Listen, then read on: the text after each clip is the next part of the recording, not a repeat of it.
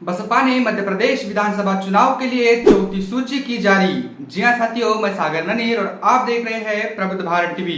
दरअसल आपको बता दूं कि बहुजन समाज पार्टी यानी बसपा ने 17 नवंबर को होने वाले मध्य प्रदेश विधानसभा चुनाव के लिए अपनी 31 उम्मीदवारों की अपनी चौथी सूची जारी कर दी है। पार्टी के एक पदाधिकारी ने इसकी जानकारी देते हुए 230 सदस्यीय मध्य प्रदेश विधानसभा के चुनाव के लिए बसपा ने अभी तक 74 प्रत्याशियों के नाम घोषित कर चुकी है। चौथी सूची में बसपा ने छतरपुर, शिवपुरी, सागर, रीवा, सिंगरौली, कटनी, जबलपुर, नर्मदापुरा, खंडवा, राजगढ़, रायसेन, खरगोन, धार, अलीराजपुर, देवास, इंदौर, झाबुआ, नीमच, रतलाम, उज्जैन और शाहजहांपुर जिलों के तहत आने वाली विधानसभा सीटों के लिए उम्मीदवारों की लिस्ट घोषित कर दी है। आपको बता दूं कि इनमें अधिकतर प्रत्याशी पार्टी के अनुभवी नेता है, जबकि दूसरी पार्टी में से शामिल हुए उम्मीदवारों के नाम भी इस सूची में शामिल है। बसपा ने 2018 के विधानसभा चुनाव में मध्य प्रदेश में 2 सीटें जीती थी।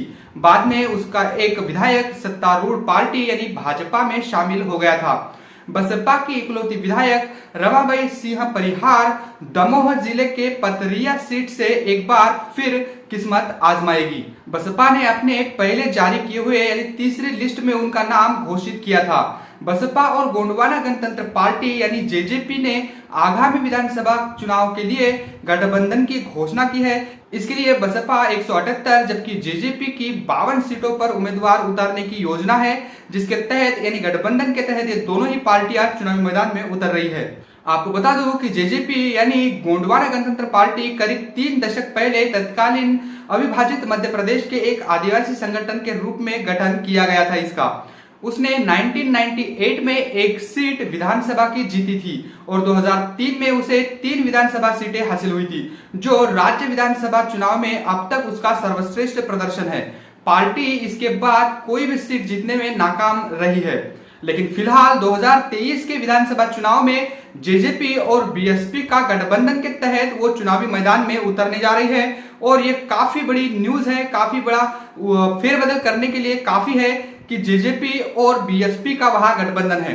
इसके तहत जो गठबंधन के तहत ये दोनों पार्टियां चुनावी मैदान में दिख रही है, तो इससे भाजपा और कांग्रेस इन दोनों की जो स्थिति है ये काफी खराब होती दिख रही है और आने वाले दिनों में हो सकता है कि वहां पर मध्य प्रदेश में जेजेपी और बीएसपी के तहत गठबंधन के तहत एक चुनाव में अगर अच्छा रिजल्ट आता है तो उनकी सरकार दिखने के आसार भी दिखाई दे रहे हैं। आपको दोबारा एक बार बता दूं कि मध्य प्रदेश में जो चौथी लिस्ट बसपा की ओर से जारी की गई है वो किन किन विधानसभाओं पर उनके 31 उम्मीदवारों को फाइनल कर दिया है। एक बार इन सूची को जरा ध्यान से देखिए कि किस प्रकार यहाँ पर बहुजन समाज पार्टी की ओर से जो चौथी सूची जारी हुई है उसमें बसपा ने छतरपुर, शिवपुरी, सागर, रीवा, सिंगरौली, कटनी, जबलपुर, नर्मदापुरम, खंडवा, राजगढ़, रायसेन, खरगोन, धार, अलीराजपुर, देवास, इंदौर, झाबुआ, नीमच, रतलाम, उज्जैन और शाहजहांपुर जिलों के तहत आने वाली विधानसभा सीटों के लिए अपने उम्मीदवार घोषित किए हैं।